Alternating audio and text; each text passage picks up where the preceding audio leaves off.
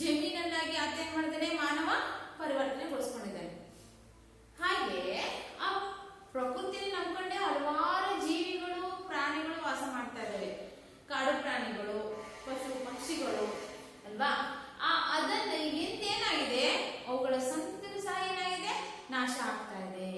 ಹೀಗೆ ಮಾನವನಾದವನು ಪ್ರಕೃತಿ ತನ್ನ ಶ್ರೇಷ್ಠ ಪ್ರಕೃತಿಯಲ್ಲಿರುವಂತಹ ಎಲ್ಲಾ ಜೀವಿಗಳಿಗಿಂತಲೂ ಶ್ರೇಷ್ಠ ಒಂದು ಮಟ್ಟದ ಶ್ರೇಷ್ಠ ಸ್ಥಾನದಲ್ಲಿ ಮಾನವ ಇದ್ದಾನೆ.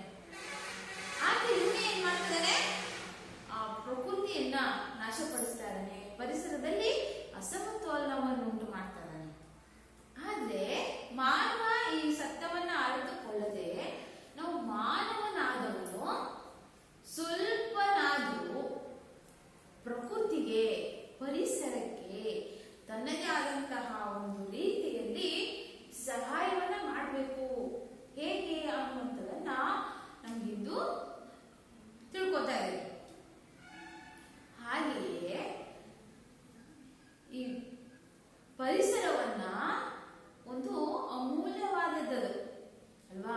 ಹಿಂದಿನ ಕಾಲದಲ್ಲಿ ನೀರು ಪರಿಶುದ್ಧ ನೀರಿರುತ್ತೆ, ಕೆರೆಯಲ್ಲಿ, ಬಾವಿಗಳಲ್ಲಿ, ಬೋರ್ವೆಲ್ಗಳಲ್ಲಿ ನಾವು ನೀರನ್ನ ಡೈರೆಕ್ಟ್ ಆಗಿ ಕುಡಿತಾ ಇದ್ವಿ, ಬಳಕೆ ಮಾಡ್ತೀವಿ. ಈಗ ಹಂಗಲ್ಲ, ಫಿಲ್ಟರ್ ನೀರಂತ ಶುದ್ಧೀಕರಿಸಿದ ನೀರು ಎಲ್ಲಿದೆ ಅಂತ ನಾವೇನ್ ಮಾಡ್ಬೇಕಾಗಿದೆ, ಹುಡ್ಕೊಂಡು ಹೋಗ್ಬೇಕಾಗಿದೆ. ಅಂತಹ ಸ್ಥಿತಿ ಇಂದು ಮಾನವನಿಗೆ ಬಂದಿದೆ ಅಲ್ವಾ. ಆದ್ರೆ ಇಲ್ಲಿ 8ನೇ ತರಗತಿಯಲ್ಲಿರುವಂತಹ ಪಠ್ಯ ಪೂರಕ ಅಧ್ಯಯನ ಭಾಗದಲ್ಲಿರುವಂತಹ 2ನೇ ಪದ್ಯ ಸಾರ್ಥಕ ಅನ್ನುವಂಥದ್ದನ್ನ ದಿನಕರ ದೇಸಾಯಿ ಅನ್ನುವಂತಹ ಕವಿ ತುಂಬಾ ಸೊಗಸಾಗಿ ಹೇಳ್ತಿದ್ದಾರೆ ಕವನದಲ್ಲಿ. ಏನಪ್ಪಾ ಅನ್ನೋದಾದ್ರೆ, ಮಾನವನು ಪ್ರಕೃತಿಗಾಗಿ ಏನು ಕಾಣಿಕೆಯನ್ನು ಕೊಟ್ಟಿಲ್ಲ. ಆದ್ರೆ ನಾನು ಮಾನವ ಹುಟ್ಟಿನಿಂದ ಸಾಯುವ ತನಕ ಅಟ್ಲೀಸ್ಟ್ ಏನು ಸಹ ಮಾಡಿದ್ರು ಸಹ ಸತ್ತಾಗ ನಾನು ಉಪಯೋಗಕ್ಕೆ ಬರಬೇಕು. ಯಾವ ರೀತಿಯಲ್ಲಿ ಪ್ರಕೃತಿಯಲ್ಲಿರುವಂತಹ ಎಲ್ಲ ಚರಾಚರ ವಸ್ತುಗಳಲ್ಲಿ ನಾನು ಲೀನ ಆಗಬೇಕು ಅಂದಾಗ ನನ್ನ ಸಾರ್ಥಕತೆ ಅನ್ನುವಂಥದ್ದು ಹೇಗೆ ಮನುಷ್ಯನಾಗಿ ಹುಟ್ಟಿದ್ದಕ್ಕೂ ಸಾರ್ಥಕ ಆಯಿತು ಅನ್ನುವಂತಹ ಒಂದು ಕವನದಲ್ಲಿ ಅವರು ನಮಗೆಂದು ತಿಳ್ಕೊಳ್ಳೋಣ ಮಕ್ಕಳಿಂದು ನಾವು. ಆದ್ರೆ ಇನ್ನೊಂದು ಇದಕ್ಕೊಂದು ಮೊದಲು ನೋಡೋಣ. ಈ ಗೋವಿದೆ, ಪುಣ್ಯಕೋಟಿ ಹಸು ಕತೆ ಕೇಳಿದ್ರಲ್ವಾ. ಈ ಗೋವು ತನ್ನ ದೇಹದಲ್ಲಿ 3,000,000 ದೇವತೆಗಳು ವಾಸ ಮಾಡಿದ್ದಾರೆ. ಅಷ್ಟು ಶ್ರೇಷ್ಠತೆಯನ್ನು ಹೊಂದಿದೆ ಯಾರು, ಗೋವು. ಹಾಗೆ ಈ ಮಾನವನು ಅತ್ಯಂತ ಬುದ್ಧಿವಂತ ಪ್ರಾಣಿಯಾಗಿದ್ರು ಸಹ ಆ ಪ್ರಕೃತಿಗೆ ಒಂದದೇ ಆದಂತಹ ಒಂದು ಕಿಂಚಿತ್ತು ಸಹಾಯವನ್ನ ಆತ ಮಾಡಲಿಕ್ಕೆ ಹೋಗೋದಿಲ್ಲ ಅಲ್ವಾ. ನೀವು ನೋಡ್ತಾ ಇರ್ತೀರಾ, ನಾವು ಅನೇಕ ಕಾರ್ಯಕ್ರಮಗಳನ್ನ ಯೋಜನೆಗಳನ್ನ ಹಾಕೊಂಡ್ರು ಸಹ ಪರಿಸರ ದಿನ ಅಂತ ಆಚರಿಸ್ತೀವಿ. ಆ ದಿನ ಮಾತ್ರ ಪರಿಸರವನ್ನು ಉಳಿಸಿ ಬೆಳೆಸಿ ಎನ್ನುವಂಥದ್ದು ನಮ್ಮಲ್ಲಿ ಮನೋಭಾವನೆ ಬರಬಾರ್ದು ಅಲ್ವಾ. ಎಷ್ಟೋ ಸ್ಲೋಗನ್ ಕಾಡು ಬೆಳೆಸಿ ನಾನು ಉಳಿಸಿ ಅಂತ, ಮನೆ ಒಂದು ಮರ ಅಂತ ನಾವು ಹೇಳ್ತೀವಿ ಅಲ್ವಾ. ಹೀಗೆ ಆ ಪರಿಸರವನ್ನು ನಾವು ನೋಡಬೇಕು, ರಕ್ಷಣೆಯನ್ನ ಮಾಡಬೇಕು. ಹಾಗಾದ್ರೆ ಮಕ್ಕಳೇ, ನಾವು ಮೊದಲನೇದಾಗಿ ಕವಿಯಾಗಿರುವಂತಹ ದಿನಕರ ದೇಸಾಯಿಯವರ ಜೀವನ ಪರಿಚಯವನ್ನು ನಾವಿಂದು ತಿಳಿದುಕೊಳ್ಳೋಣ. ಇವರು ಚುಟುಕುಗಳ ಬ್ರಹ್ಮ ಅಂತ ಹೆಸರನ್ನ ಪಡೆದಂತಹ ವ್ಯಕ್ತಿ. ಇವರು ತುಂಬಾ ಸೊಗಸಾಗಿ, ತುಂಬಾ ಚೆನ್ನಾಗಿ ಏನ್ ಮಾಡಿದ್ದಾರೆ, ಕವನವನ್ನ ರಚಿಸಿದ್ದಾರೆ. ಮಾನವನಿಗೆ ಅತ್ಯಂತ ಹತ್ತಿರದಲ್ಲಿಯೇ ಇರುವಂತಹ ಒಂದು ಕವನ. ಹಾಗಾದ್ರೆ ಮಕ್ಕಳೇ, ನಾವಿದು 8ನೇ ತರಗತಿಯಲ್ಲಿರುವ ಪಠ್ಯಪೂರಕ ಅಧ್ಯಯನದ 2ನೇ ಆದಂತಹ ಸಾರ್ಥಕ ಅನ್ನುವಂತಹ ಒಂದು ಪಠ್ಯಪೂರಕ ಅಧ್ಯಯನ ಪದ್ಯವನ್ನ ಕವನವನ್ನ ತಿಳಿದುಕೊಳ್ಳೋಣ. ಮಕ್ಕಳೇ, ಈಗ ನಾನು ಕವಿ ಪರಿಚಯ ಓದ್ತಾ ಇದ್ದೇನೆ, ನೀವೆಲ್ಲರೂ ಕೇಳಿಸ್ಕೊಳ್ಳಿ. Page number 146. 146.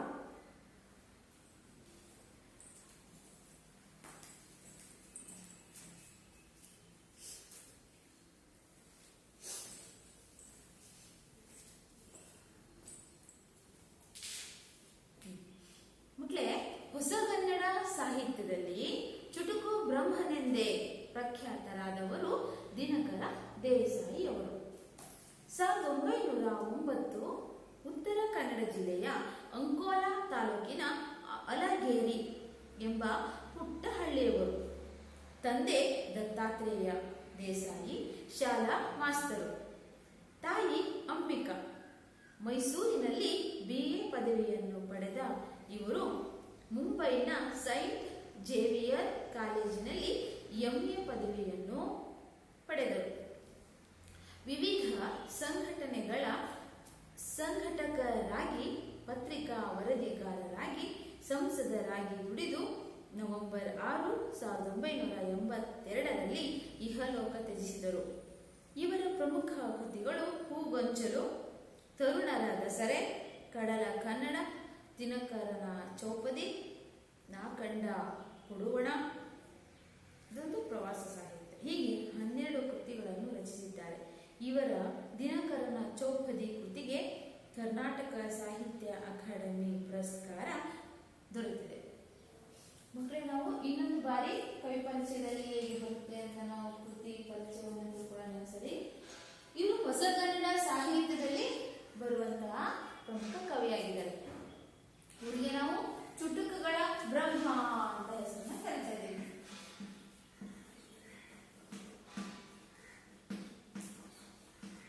ಚುಟುಕುಗಳ ಬ್ರಹ್ಮ. ಮಕ್ಕಳೇ, ಇದನ್ನು ಯಾವಾಗ ನೆನ್ಕೋಬೇಕು, ಮುಂದೆ ಕಾಂಪಿಟೇಟಿವ್ ಎಕ್ಸಾಮ್ ಸ್ಪರ್ಧಾತ್ಮಕ ಪರೀಕ್ಷೆಗಳನ್ನು ನೀವು ಬರಬೇಕಾಗ್ತದೆ ಅಲ್ವಾ? ಆವಾಗ ಇವೆಲ್ಲ ನೀವು ನೆನ್ಕೋಬೇಕು. ಓಕೆ. ಹೀಗೆ 1909 ಉತ್ತರ ಕನ್ನಡ ಜಿಲ್ಲೆಯ ಅಂಕೋಲಾ ತಾಲೂಕಿನಲ್ಲಿ ಜನಿಸುತ್ತಿದ್ದರು. 1909 ಉತ್ತರ ಕನ್ನಡ ಜಿಲ್ಲೆಯ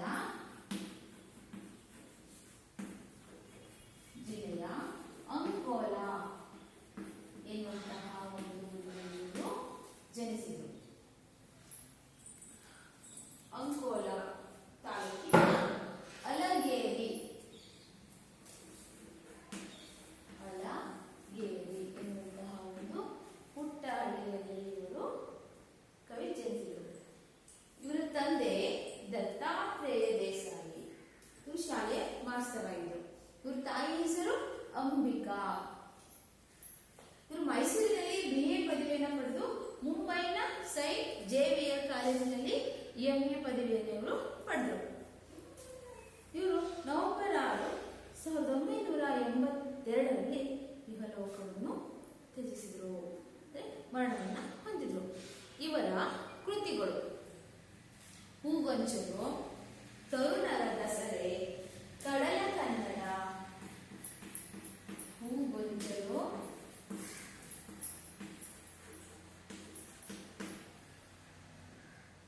ತರುಣರ ದಸರೆ,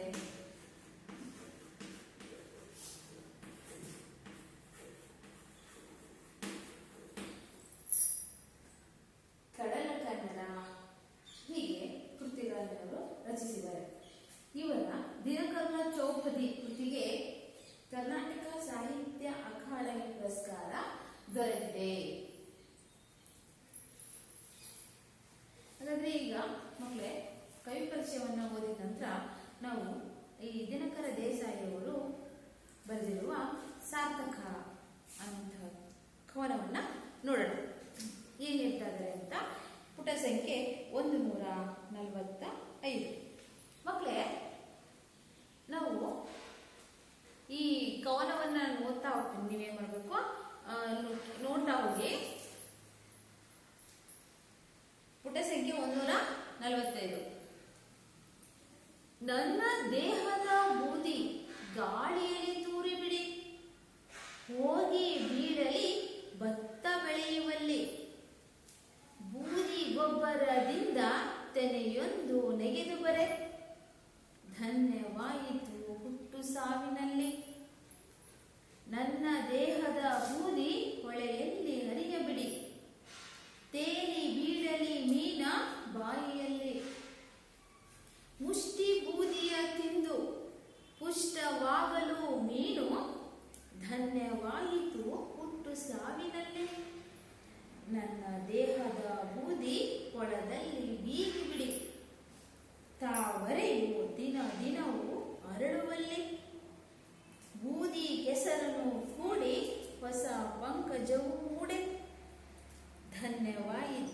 ಹುಟ್ಟು ಸಾವಿನಲ್ಲಿ.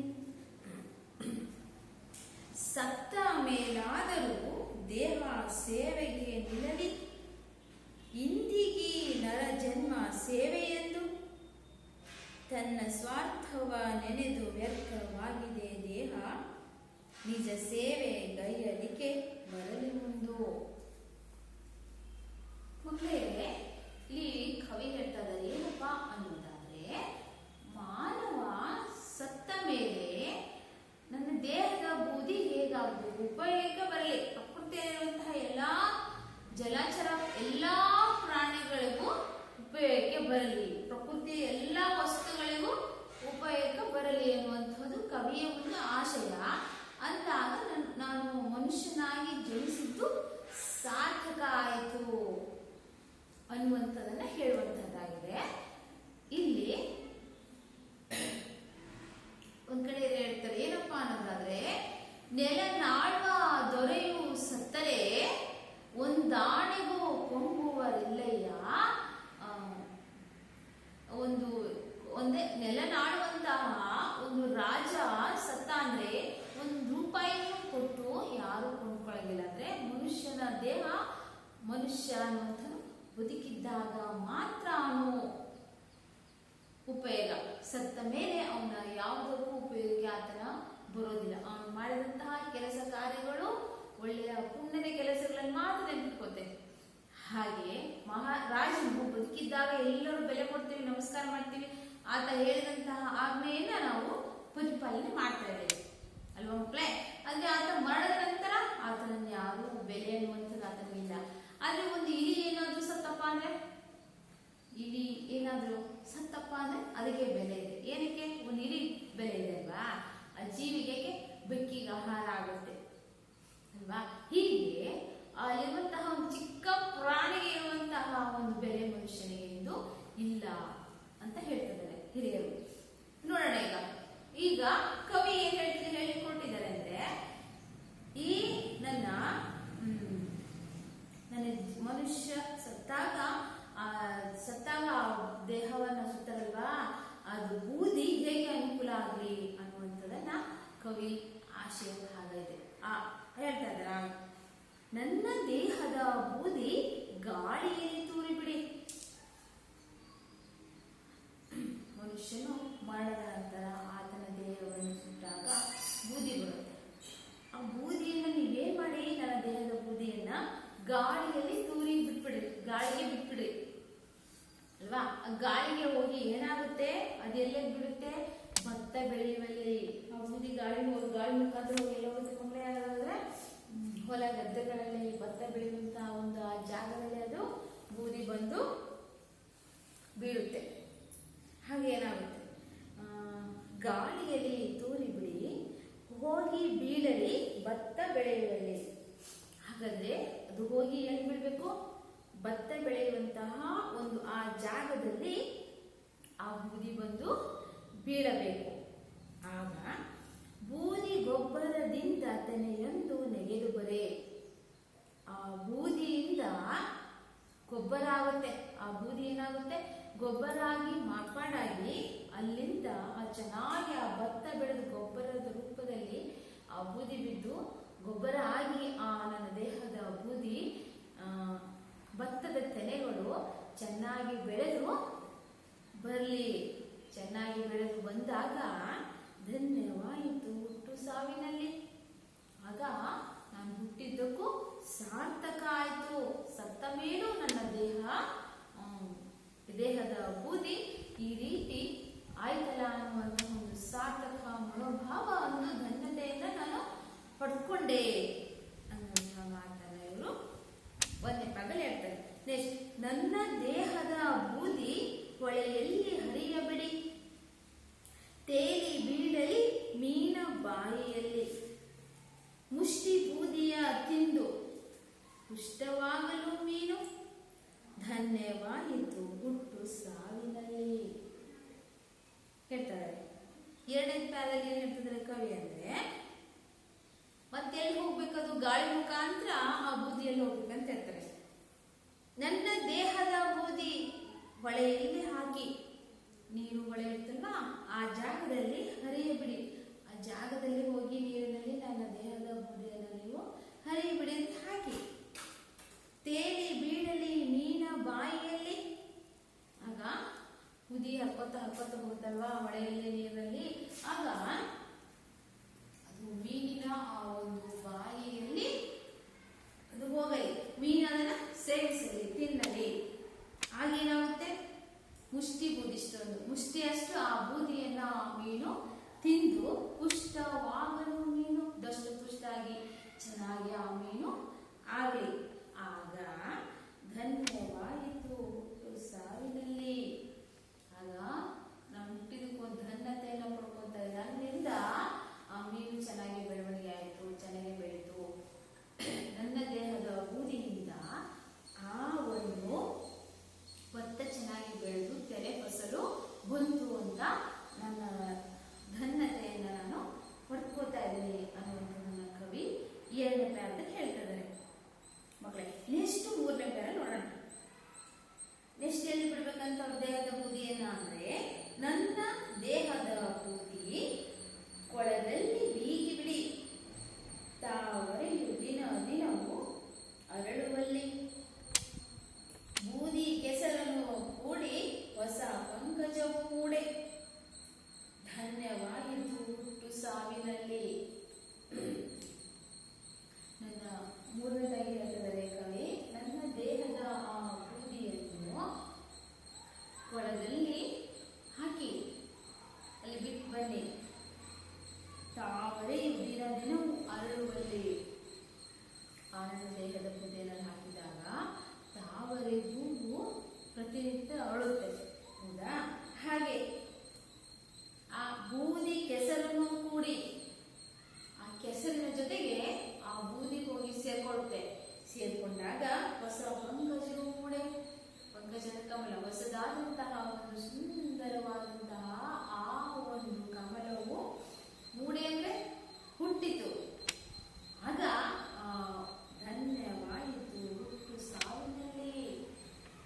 ಆಗ ಧನ್ಯತೆಯನ್ನು ಪಡೆದೆ ನಾನು ಹುಟ್ಟಿದಾಗ, ಹುಟ್ಟಿ ಸಾವಿನಲ್ಲಿಯೂ ಸಹ ಮನೆಯಲ್ಲಿ ನನ್ನ ದೇಹದ ಬೂದಿ ಈ ರೀತಿಯಾಗಿ ಕೊಳದಲ್ಲಿರುವಂತಹ ಆ ಕಮಲ ಅರಳಿಕೆ ಅನುಕೂಲ ಆಯಿತು ಅಂತ ಹೇಳ್ತಾರೆ ಕವಿ. ನೆಕ್ಸ್ಟ್ ಲಾಸ್ಟ್ ಪ್ಯಾರ ನೋಡೋಣ. ಸತ್ತ ಮೇಲಾದರೂ ದೇಹ ಸೇವೆಗೆ ನಿಲ್ಲಲಿ, ಇಂದಿಗೆ ನರ ಜನ್ಮ ಸೇವೆ ಎಂದು ತನ್ನ ಸ್ವಾರ್ಥವ ನೆನೆದು ವ್ಯರ್ಥವಾಗಿದೆ ದೇಹ, ನಿಜ ಸೇವೆ ಗೈಯಲಿಕ್ಕೆ ಬರಲಿ ಮುಂದು. ಈ ರೀತಿಯಾಗಿ ನನ್ನ ದೇಹ ಸತ್ತ ಮೇಲಾದರೂ ನನ್ನ ದೇಹ ಸೇವೆಯನ್ನ ಮಾಡಲಿ. ಅಂದ್ರೆ ನನ್ನ ದೇಹದ ಬೂದಿ ಸೇವೆ ಸಹಾಯವನ್ನ ಕೆಲಸವನ್ನ ಮಾಡಲಿ, ನಿಲ್ಲಲಿ, ಅದು ನಿಂತ್ಕೊಳ್ಳಿ ಮಾಡಲಿಕ್ಕೆ ಅಂದಾಗ ಇಂದಿಗೆ ನರ ಜನ್ಮ ಸೇವೆ ಎಂದು, ಮಾನವ ಜನ್ಮ, ಈ ರೀತಿಯಾಗಿ ಮಾನವ ಜನ್ಮ ಬಿಟ್ಟು ಸೇವೆಯನ್ನ ಮಾಡಲಿ. ಈಗ ಈಗಿರಂತಹ ಮನುಷ್ಯ ನರಜನ್ಮ ಬರೀ ಸ್ವಾರ್ಥಕ್ಕಾಗಿ ಬದುಕ್ತಾ ಇದ್ದಾನೆ ಅಲ್ವಾ? ನಾನೇ ಸ್ವಾರ್ಥ, ನಾನೇ ಹೆಚ್ಚು, ನಾನು ಬದುಕಬೇಕು, ನಾನು ಫಸ್ಟ್ ಅನ್ನುವಂತಹ ಒಂದು ಸ್ವಾರ್ಥ ಭಾವನೆಯಿಂದಾಗಿ ನಿಸ್ವಾರ್ಥ ಮನೋಭಾವನೆ ಅನ್ನುವಂಥದ್ದು ಕಡಿಮೆ ಆಗಿದೆ. ನಿಸ್ವಾರ್ಥ, ಹೀಗೆ ಬರೀ ಸ್ವಾರ್ಥ ಅಂತ ನೆನೆದು ಬರೀ ಅವನ ದೇಹವನ್ನು ಅವನೇನ್ ಮಾಡ್ಕೊತಾ ಇದ್ದಾನೆ, ವ್ಯರ್ಥ ಮಾಡ್ಕೊತಾ ಇದ್ದಾನೆ. ನಿಜ ಸೇವೆ ಗೈಯಲಿಕ್ಕೆ ಬರಲಿ ಮುಂದು, ಈ ರೀತಿಯಾಗಿ ನಿಜವಾದ ಸೇವೆಯನ್ನ ಮಾಡಲಿಕ್ಕೆ ಮುಂದು ಎಲ್ಲರೂ ಬರಲಿ ಎಂದು ಕವಿ ಈ ಒಂದು ಸಾರ್ಥಕ ಆ ಪದ್ಯದಲ್ಲಿ ಹೇಳ್ತಾರೆ. ಏನಪ್ಪಾ ಅಂದ್ರೆ ಈ ಮಕ್ಕಳಿಗೆಲ್ಲರಿಗೂ ಅರ್ಥ ಆಗಿದೆ, ತುಂಬಾ ಸುಲಭವಾಗಿದೆ ಇದು. ಈಗ ಒಂದು ಚಿಕ್ಕ ಆಸೆ ಕವಿಗೆ ಏನಪ್ಪಾ ಅಂತಂದ್ರೆ, ಮನುಷ್ಯ ಬದುಕಿದಾಗ ಸಹಾಯ, ಸ್ವಾರ್ಥ, ನಿಸ್ವಾರ್ಥ ಮನೋಭಾವನೆ ಎಲ್ಲರೂ ಎಲ್ಲ ರೀತಿ ಹಿಂಗೆ ಎಲ್ಲ ಅಂತಲ್ಲ ಅಲ್ವಾ? 5 ಒಂದೇ ರೀತಿ ಸಮನಾಗಿರೋದಿಲ್ಲ. ಹಾಗೆ ಸ್ವಾರ್ಥ, ನಿಸ್ವಾರ್ಥ ಒಬ್ಬೊಬ್ಬರು ಒಂದೊಂದು ರೀತಿ ಸೇವೆ ಮಾಡ್ತಾ ಇರ್ತಾರೆ. ಹಾಗೆ ಮನುಷ್ಯ ಸತ್ತ ಮೇಲಾದರೂ ಅವನ ದೇಹದ ಬೂದಿ ಈ ರೀತಿ ಉಪಯೋಗಕ್ಕೆ ಆಶಯ. ಒಂದೇ ಅಂತ ಇನ್ನೊಂದ್ಸರಿ ಹೇಳ್ತೀನಿ ನಾನು, ಮಕ್ಕಳೇ ನೋಟ್ ಮಾಡ್ಕೊಳ್ಳಿ. ಎಲ್ಲ ಅರ್ಥ ಆಗಿಲ್ಲ ಅಂದ್ರೆ ತಿಳ್ಕೊಳ್ತಾ.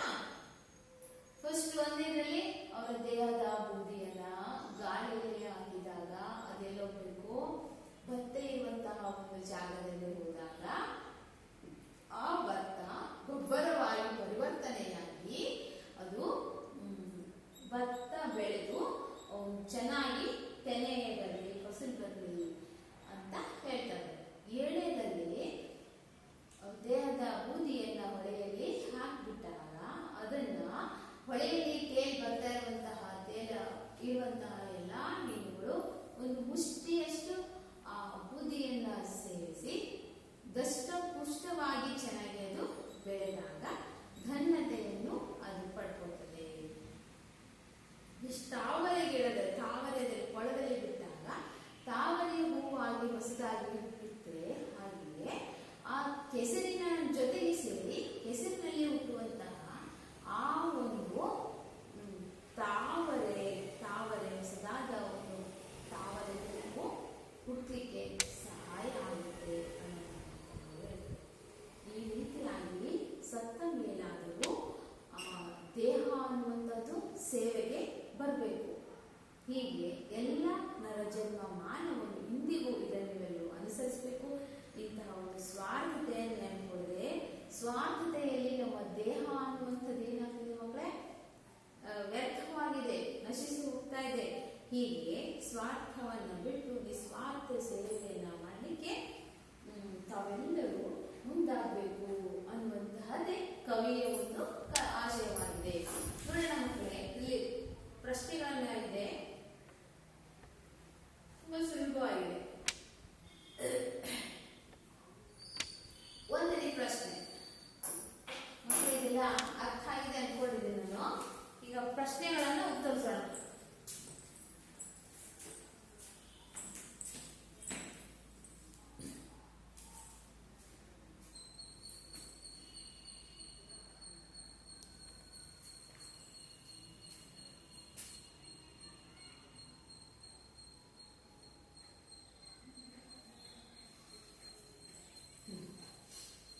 ಗಾಳಿಯಲ್ಲಿ ಬೂದಿಯನ್ನು ತೂರಿದಾಗ ಎಲ್ಲಿ ಬೀಳುತ್ತದೆ? ಗಾಳಿಯಲ್ಲಿ ಬೂದಿಯನ್ನು ತೂರಿದಾಗ ಅದು ಎಲ್ಲಿ ಬೀಳುತ್ತದೆ? ಭತ್ತ ಬೆಳೆಯುವಲ್ಲಿ ಬೀಳುತ್ತದೆ. ಬೂದಿಯನ್ನು ಹೊಳೆಯಲ್ಲಿ ಹರಿಯಬಿಟ್ಟಾಗ ಯಾರು ಸಿಗುತ್ತದೆ? ಹೊಳೆಯಲ್ಲಿ ಹರಿಯಬಿಟ್ಟಾಗ ಅದು ಯಾರು ಸಿಗುತ್ತೆ ಮಕ್ಕಳೇ? ತೇಲಿ ಮೀನಿನ ಬಾಯಿಯಲ್ಲಿ ಸಿಗುತ್ತದೆ, ಮೀನಿಗೆ ಸಿಗುತ್ತದೆ. ದೇಹ ಏಕೆ ವ್ಯರ್ಥವಾಗಿದೆ? ಬೂದಿಯನ್ನು ಕೊಳದಲ್ಲಿ ಬಿಡುವುದರಿಂದ ಬದುಕು ಧನ್ಯವಾಗುವುದು ಹೇಗೆ? ವಿವರಿಸಿ. ಬೂದಿ ಇದೆ ಅಲ್ವಾ, ಇದಿಷ್ಟು ಬರಬೇಕಾಗುತ್ತೆ. ಅಷ್ಟು ಸಾರ್ಥಕ ಪದ್ಯದ ಯಾವ ಅಂಶಗಳನ್ನು ನೀವು ಮೆಚ್ಚುವಿರಿ? ಇಲ್ಲಿ ಯಾವ ಅಂಶಗಳನ್ನು ತುಂಬಾ ಇಷ್ಟ ಆಗುತ್ತೆ ನೀವು ಬರಬೇಕಾಗುತ್ತೆ. ಈಗ ನಾವೇನ್ ಮಾಡೋಣ, ಈಗ ನೆಕ್ಸ್ಟ್ ಓದ್ತಿರೋದ್ರಲ್ಲಿ ವ್ಯಾಕರಣ ಅಂಶದಲ್ಲಿ ಲೋಪಸಂಧಿ ಹೇಳ್ಕೊಡ್ತೀವಿ ಅಲ್ವಾ? ಈ ದಿನ ನಾವು ಈ ಕನ್ನಡ ಸಂಧಿಗಳಲ್ಲಿ ಎರಡನೆಯ ಪ್ರಕಾರವಾದಂತಹ ಆಗಮ ಸಂಧಿಯ ಬಗ್ಗೆ ತಿಳ್ಕೊಳ್ಳೋಣ.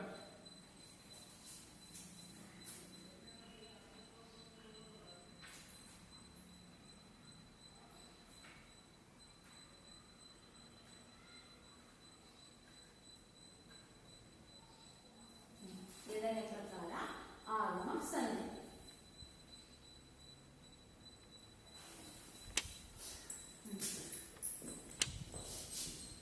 ಆಗಮ ಸಂಧಿ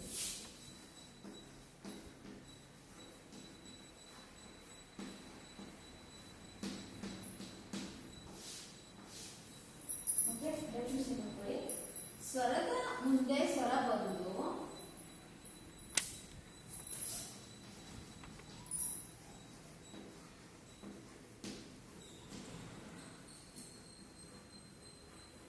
ಸ್ವರದ ಮುಂದೆ ಸ್ವರವು ಬಂದು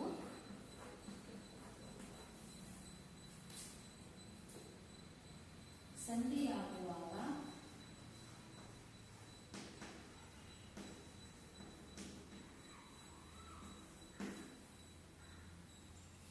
ಯಕಾರ ಅಥವಾ ವಕಾರವು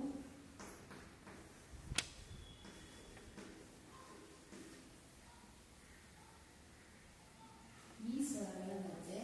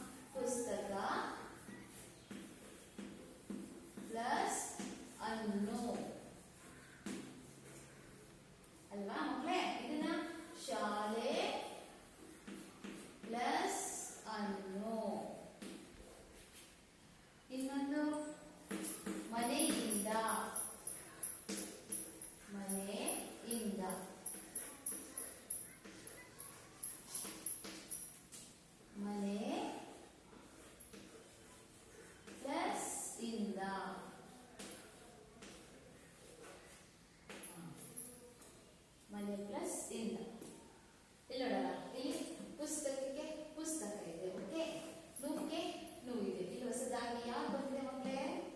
ಅಕ್ಷರ ವ. ವ್ಯತ್ಯಾಸ ಕಂಡುಹಿಡಿದಿರಲ್ವ ನೀವು? ನಾನು ಬಾಕ್ಸ್ ಹಾಕಿದೆ ನಾನು ಮಕ್ಕಳೇ. ಆ ಅಕ್ಷರ ಮೇಲೆ ಏನ್ ಮಾಡಿದ್ದೀನಿ? ಬಾಕ್ಸ್ ನಾನು ಹಾಕಿದ್ದೀನಿ. ನೀವು ಕಂಡುಹಿಡ್ಕೋಬೇಕು. ಎಷ್ಟು? ಶಾಲೆ, ಶಾಲೆ ಇದೆ. ಇಲ್ಲಿ ಏನಾಗಿದೆ? ಯ ಇದೆ. ಇಲ್ಲಿ ನೂಕ್ಕೆ ನೂ ಇದೆ. ಇಲ್ಲಿ ಹೊಸದಾಗಿ ಏನ್ ಬಂದಿದೆ? ಯ. ಹಾಗಾದ್ರೆ ಇದು ಯಕಾರಾಗಮ ಸಂಧಿ. ಇಲ್ಲಿ ವಕಾರಾಗಮ ಸಂಧಿ. ನೆಕ್ಸ್ಟ್ ನೋಡೋಣ. ಮನೆ ಪ್ಲಸ್ ಇಂದ, ಮನೆಯಿಂದ. ಇಲ್ಲಿ ಮನೆಗೆ ಮನೆ ಇದೆನಾ? ಇಂದಕ್ಕೆ ದ ಇದೆಯಾ? ಇಲ್ಲೇನಾಗಿದೆ? ಯ. ಹೇಗೆ ಗೊತ್ತಾಯ್ತಾ? ಯ plus E. Okay, E.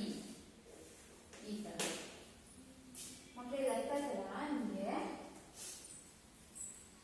Next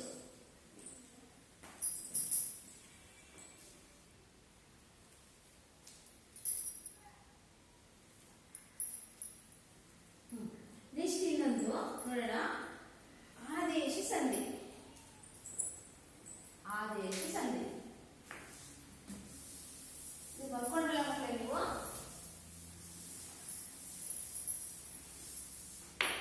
ಆದೇಶ ಸಂಧಿ.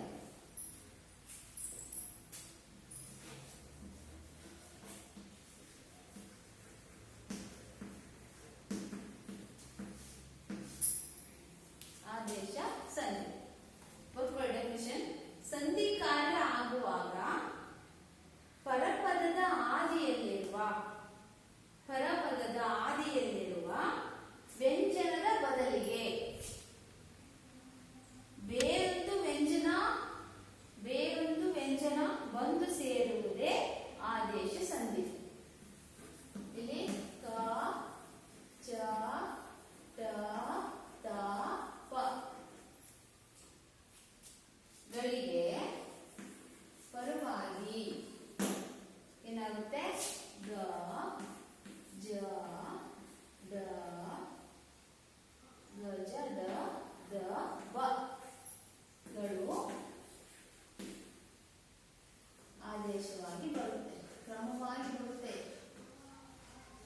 ಓಕೆ, ಕಗೆ ಗ ಬರಬೇಕು, ಚಗೆ ಜ ಇದೆ. ಕ, ಚ, ಛ, ಜ, ಝ, ಞ ಅಂತ ಇದೆ.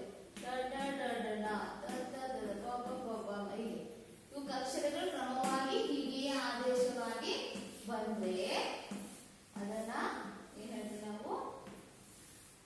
ಆದೇಶ ಸಂಧಿ ಅಂತ ಹೇಳ್ತೀವಿ ಮಕ್ಕಳೇ. ಈಗ ನೋಡೋಣ, ಒಂದು ಉದಾಹರಣೆಯನ್ನ ಕೊಡ್ತೀನಿ. ಈಗ ನಿಮ್ಗೆ ಐಡಿಯಾ ಬರುತ್ತೆ ಹೇಗೆ ಅಂತ. ಉದಾಹರಣೆ: ಹುಲ್ಲುಗಾವಲು. ಹುಲ್ಲುಗಾವಲು. ಹುಲ್ಲು ಪ್ಲಸ್ ಕಾವಲು. ಓಕೆ, ಕಾವಲು. ಈಗ ಇದು ಹೇಗೆ ವ್ಯತ್ಯಾಸ ಕಂಡುಹಿಡಿಯೋದು ಅಂತ ಈಸಿಯಾಗಿ ಹೇಳ್ತೀನಿ. ಆಯ್ತಾ? ಇಲ್ಲಿ ನೋಡಿ ಮಕ್ಕಳೇ, ಹುಲ್ಲಿಗೆ ಹುಲ್ಲು ಪದ ಬಂದಿಷ್ಟು. ಹೌದಾ? ಹುಲ್ಲುಗೆ ಹುಲ್ಲು ಇದೆ. ಓಕೆ, ಇದೆ ಅಲ್ವಾ? ಹೊಸದಾಗಿ ಏನಾಗಿದೆ? ಕಕ್ಕೆ ಗ ಆದೇಶ ಬಂದಿದೆ. ನೋಡಿ, ಕಕ್ಕೆ ಗ. ಅರ್ಥ ಆಯ್ತಾ ಮಕ್ಕಳೇ? ಇದೇನಿರುತ್ತೆ? ಇದು ಪೂರ್ವ ಪದ, ಉತ್ತರ ಪದ. ಇದು ಪೂರ್ವ ಪದ. ಉತ್ತರ ಪದದಲ್ಲಿರುವಂತಹ ಕಚಟಗಳಿಗೆ ಗಜಡದ ಒಂದು ಕ್ರಮವಾಗಿ ಆದೇಶವಾಗಿ ಬರುತ್ತೆ. ಇಲ್ಲಿ ಅಲ್ವಾ? ಕಕ್ಕೆ ಗಕ್ಕೆ ಕ, ಗಕ್ಕೆ ಕ, ಈ ತರ ಕಕ್ಕೆ ಗ. ನೆಕ್ಸ್ಟ್ ಇನ್ನೊಂದು ಉದಾಹರಣೆ ಬರುತ್ತೆ. ಬೆನ್ಬತ್ತು.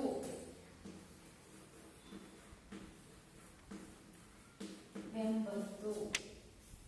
ಬೆನ್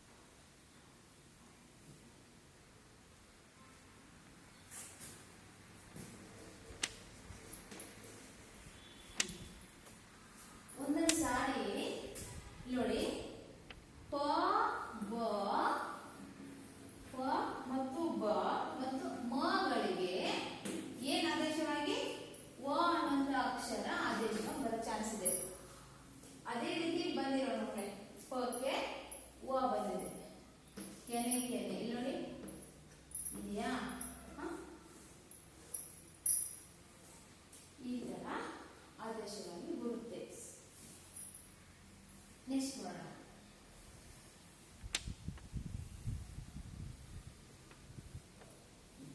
ಇಷ್ಟು ಉದಾಹರಣೆಗಳನ್ನ ನೆಕ್ಸ್ಟ್ ನನಗೆ ಎಲ್ಲ ಈ ಕನ್ನಡ ಸಂಧಿಗಳು, ಲೋಪ, ಆಗಮ, ಆದೇಶ ಸಂಧಿಗಳ ಎಲ್ಲಾ ಉದಾಹರಣೆ ಪದಗಳನ್ನ ನಾನು ಬೋರ್ಡ್ ಇದೇ ನಿಮ್ಗೆ ಇವತ್ತು ಪದಗಳನ್ನು ಬರ್ತಾರೆ. ನೀವೆಲ್ಲ ಇವಾಗ ಮಕ್ಕಳೇ ಅದನ್ನ ಯಾವ ಸಂಧಿ ಉದಾಹರಣೆಗಳನ್ನ ನೀವು ಬರ್ಕೊಂಡು ಬರಬೇಕು. ಅದಕ್ಕಂತ ಬಂದು ಇನ್ನೊಂದು ಗೃಹಪಾಠ ಈಗ ಬರ್ಕೊಂಡಲ್ಲ, ಸಾರ್ಥಕ ಗೃಹಪಾಠ ಬರ್ಕೊಳ್ರಿ. ಸಾರ್ಥಕ ಪದದಲ್ಲಿರುವ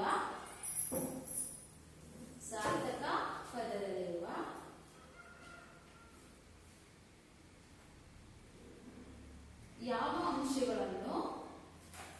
ಅಂಶಗಳನ್ನು ನೀವು ಮೆಚ್ಚಿಕೊಳ್ಳುವಿರಿ ಅನ್ನುವಂತ ಬರೀಬೇಕು ಗೃಹಪಾಠ. ಅದ್ರ ಜೊತೆಗೆ ಇದೊಂದಿದೆ, ಈಗ ಎಲ್ಲಾ ಪದಗಳನ್ನು ಬರುತ್ತೆ ಅಲ್ವಾ, ಎಲ್ಲ ಪದಗಳನ್ನ ಅದನ್ನೆಲ್ಲ ಪದ ಬಿಡಿಸಿ ಯಾವ ಸಂಧಿ ಅಂತ ಬಿಡಿಸಿ ಬರ್ಕೊಂಡು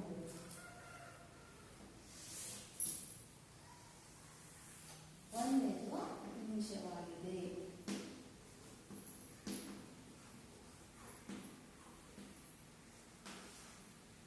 ದಿನವೆಲ್ಲ,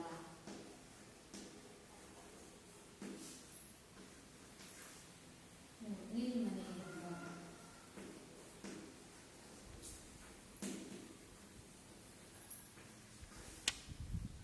ಸಂದೇಹವಿಲ್ಲ,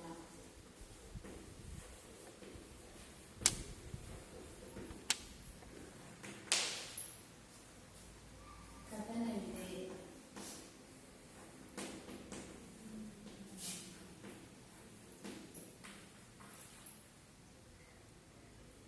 ಮಿಗಿಲಾಗಿ, ನೆಕ್ಸ್ಟ್ ಚರಿತ್ರೆ ಇದೆ,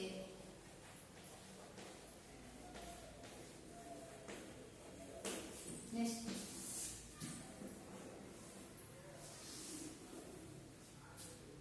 ಹೆಸರಾಗಿದೆ,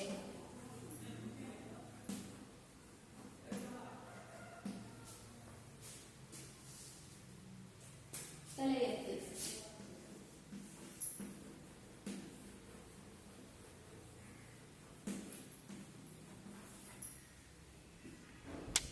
ಬಾಲ್ಯ,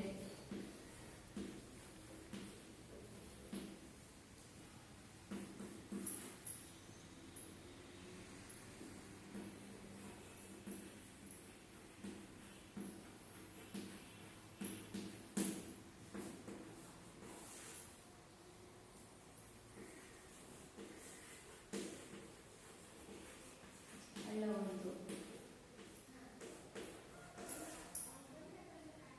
ತಾಸಾಗಿದೆ,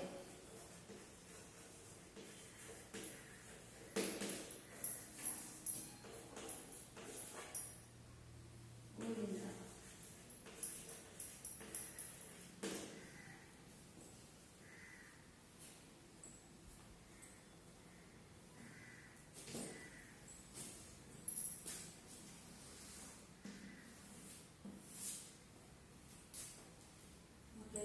ಇಷ್ಟು ಪದಗಳಿದೆಯಲ್ಲ, ಇಷ್ಟು ಪದಗಳನ್ನು ಬಿಡಿಸಿ ನೀವೇನು ಮಾಡಬೇಕು,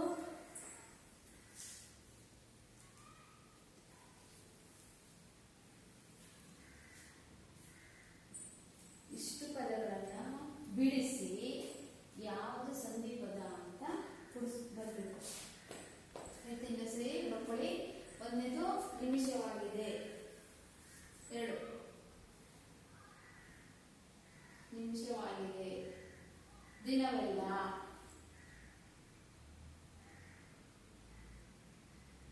ಎರಡನೇದು ದಿನವೆಲ್ಲ, 3 ನಿಲ್ಮನೆಯನ್ನು, ನಿಲ್ಮನೆಯನ್ನು,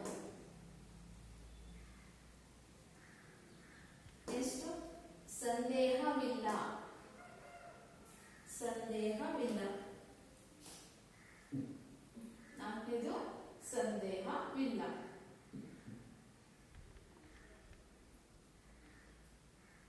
ನೆಕ್ಸ್ಟ್ ಕಥನವಿದೆ, ಕಥನವಿದೆ,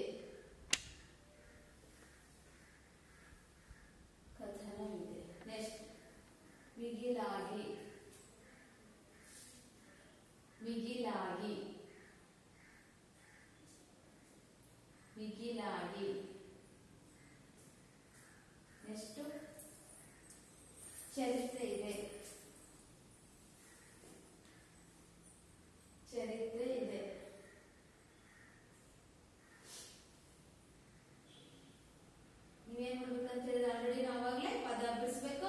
ಬಿಡಿಸಿ ಪೂರ್ವ ಪದ ಉತ್ತರ ಪದ ಏನೋ ನೋಡ್ಕೊಂಡ್ಬಿಟ್ಟು ಸ್ವರಾಕ್ಷರ ಲೋಪ ಆಗಿದೆಯೋ ಅಥವಾ ಯಾವ್ದಾದ್ರು ಒಂದು ಆಗಮ ಮತ್ತು ಅಕ್ಷರ ಆಗಮಾಕ್ಷರ ಆಗಿದೆಯೋ ಅಥವಾ ಆದೇಶ ಸಂಧಿ ಆಗಿದೆ ಅಂತ ಹೇಳೋ ಮಕ್ಕಳೇ ಬರಬೇಕಾಗುತ್ತೆ. ನೆಕ್ಸ್ಟ್ ಹೆಸರಾಗಿದೆ. ಹೆಸರಾಗಿದೆ. ಹೆಸರಾಗಿದೆ. ನೆಕ್ಸ್ಟ್ ಹೆಸರು ರಸಾಗಿದೆ. ಹೆಸರಾಗಿದೆ. 9ನೇದು ತಲೆ ಎತ್ತಿ. ತಲೆ ಎತ್ತಿ. ತಲೆ ಎತ್ತಿ. ತಲೆಯನ್ನು ಪ್ಲಸ್